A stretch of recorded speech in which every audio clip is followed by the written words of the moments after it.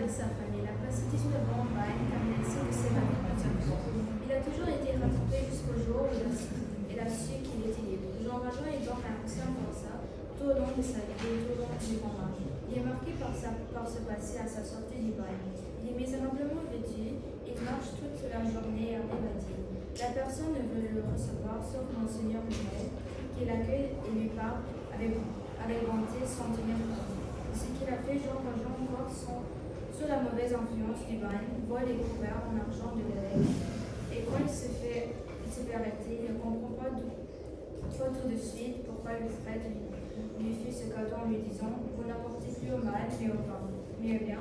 Jean Valjean voit encore le petit grand malheur avant de prendre définitivement conscience qu'il n'est qu'un misérable.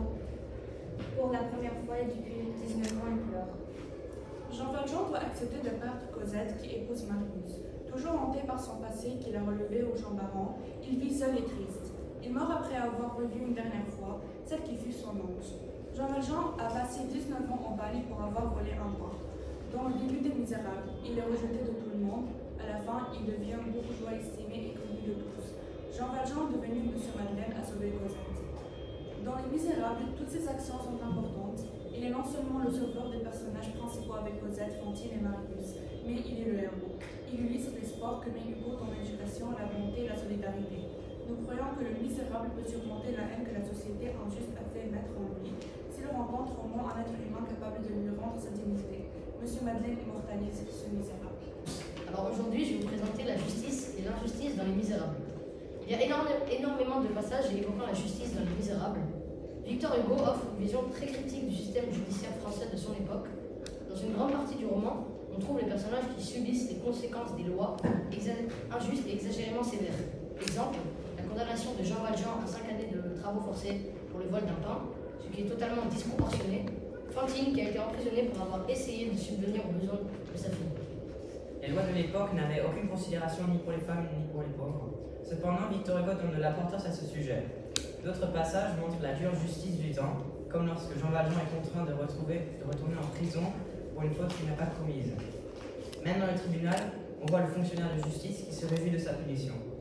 Victor Hugo montre aussi comment la justice peut se montrer cruelle et inégale, notamment lorsque certains personnages sont libérés de leur peine parce qu'ils sont riches et puissants. Sur un thème dans Les Misérables qui se base sur l'amour. Dans Les Misérables, il y a beaucoup d'amour, comme l'amour maternel, paternel, impossible et heureux. On va commencer par parler de l'amour paternel qui est entre Cosette et Jean Valjean. Il l'élève comme s'il était sa fille. Il en vient aussi à se sacrifier pour laisser Cosette et Marius vivre leur amour en paix, sans être gênés par un repris de justice. Ensuite, l'amour maternel entre Fantine et sa fille Cosette. Elle pousse cet amour jusqu'au sacrifice, puisqu'elle vend ses cheveux, ses dents, puis son corps, afin de pouvoir envoyer de l'argent à Thénardier. On va maintenant parler de l'amour de Marius et Cosette que l'on voit naître dans les allées du jardin de Luxembourg et aboutir au mariage des deux jeunes gens. Et enfin, on va parler de l'amour impossible de Éponine pour Marius, car le cœur du jeune homme est déjà pris. Elle aussi se sacrifie et le protège de son corps au moment de l'insurrection, alors qu'un bal allait l'atteindre. Alors, c'est tout pour cette émission d'aujourd'hui. On vous a expliqué tous les amours disponibles dans Les Misérables. Merci pour votre écoute et votre attention et à la prochaine fois. Les conditions de travail des enfants au XIXe siècle. En France, au début du XIXe siècle, les enfants aident leurs parents à les champs ou sont embauchés dans les manufactures, les usines, les mines. Les chantiers ou sur des bateaux, les enfants qui travaillaient n'avaient pas de vacances, ils n'allaient pas à l'école. Ils pouvaient commencer à travailler dès l'âge de 4 ans. Ils travaillaient de 16 à 17 heures par jour et finissaient très tard. Ils n'avaient qu'une heure par jour pour se reposer. Ils vivaient dans des cités ouvrières, souvent loin des lieux de travail. Ils étaient moins payés que les adultes et n'avaient qu'un morceau de pain par jour. Leurs conditions de travail étaient très dangereuses et très dures. Ils risquaient d'être blessés ou de mourir. Ils pouvaient être fouettés par leur employeur et étaient souvent malades de la tuberculose. Avec l'asthme, des allergies diverses, des troubles de la vue, étaient atteints de scoliose et de rachitisme. L'évolution des lois et la situation aujourd'hui. Au début du 19e siècle, dans les pays industrialisés, il n'existait aucune norme de protection des enfants. Il était courant que les enfants travaillent aux côtés des adultes dans des conditions insalubres et dangereuses. La reconnaissance croissante des injustices de la situation des enfants, mue par une meilleure compréhension de leurs besoins en matière de développement, a donné naissance à un mouvement visant à améliorer leur protection. Au milieu du 19e siècle, en France, naît l'idée d'une protection particulière pour les enfants. Il se développe ainsi progressivement un droit des mineurs, une reconnaissance de l'intérêt de l'enfant se met en place, et à partir de 1841, des lois protègent peu à peu les enfants au travail. Les normes internationales relatives aux droits de l'enfant ont progressé de façon spectaculaire au cours du dernier siècle, mais des lacunes subsistent dans la concrétisation de ces idéaux. Chaque enfant a le droit de vivre à l'abri de la violence, de l'exploitation et de la maltraitance. Aujourd'hui, malgré tout, les enfants ont les droits qui les protègent de l'exploitation, mais ils sont toujours exploités secrètement. Dans le roman de Victor Hugo, il dénonce le travail des malheureux enfants du 19e siècle dans son fameux livre, connu par des gens dans tous les côtés du globe, Les Misérables. Dans son ouvrage, il montre deux situations de travail des enfants. La première est l'histoire d'une petite fille qui s'appelle Cosette. Sa mère est très pauvre. Elle se fait déposer par sa mère dans l'auberge des Thénardier pour faciliter les conditions de vie de sa mère, même si elle doit payer cher pour que sa petite y reste. Malheureusement, cette famille traite Cosette d'une manière hideuse. Ils font travailler la petite fille en dépassant ses limites, en la forçant à travailler et en l'abusant. Le deuxième cas est l'histoire de Gavroche. Abandonné, il devait apprendre à survivre dans les rues du centre-ville de Paris, où la vie était cruelle. Mais ce dernier a su comment se débrouiller et de prendre soin des plus petits que lui.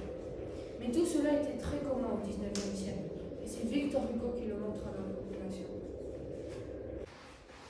Le livre emmène le lecteur aux 4 coins de la ville entre 1820 et 1830, puis aboutit à Paris lors de l'insurrection républicaine de juin 1832. Paris est un personnage à part entière des Misérables. La plupart des lieux évoqués dans le roman sont d'ailleurs de lieux réels. Au début des années 1800, un éléphant en bois et en plâtre de 24 mètres de haut se tenait au milieu de la place de la Bastille. Victor Hugo immortalise l'éléphant de la Bastille dans Les Misérables. Il sert d'abri aux enfants des rues représentés par le jeune Gavroche. L'éléphant fut détruit et l'endroit est occupé de nos jours par la colonne de Juillet qui remémore la prise de la Bastille en juillet 1789. Le jardin de Luxembourg occupe aussi une place importante dans Les Misérables. C'est là où Marius a rencontré Cosette et Jean Valjean. Ce passage dans le livre le montre.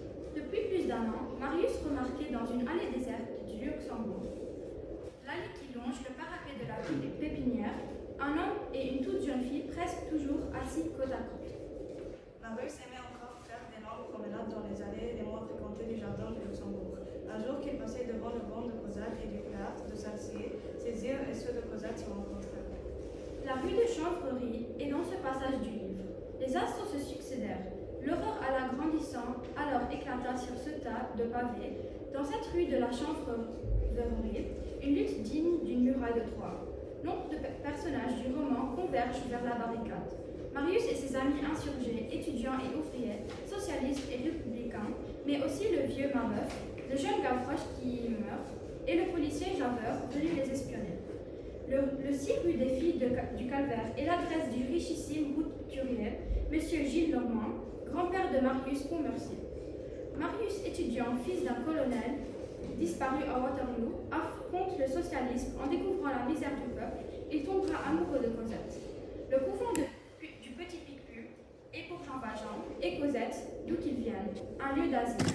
Passé au mur qui soustrait immédiatement les fugitifs à la police, c'est un lieu fictif. Le 16 février 1833, Cosette épouse Marius à l'église Saint-Louis, rue Saint-Antoine. Peu de temps après, les journées de juin, l'inspecteur Javert se suicide en se jetant dans la Seine à l'angle du pont Notre-Dame, côté Victoire.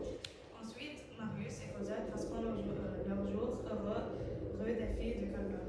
Cette partie du récit se focalise sur l'épisode historique de l'émeute républicaine qui secoue Paris du 5 au 7 juin 1832 et s'achève dans le sang.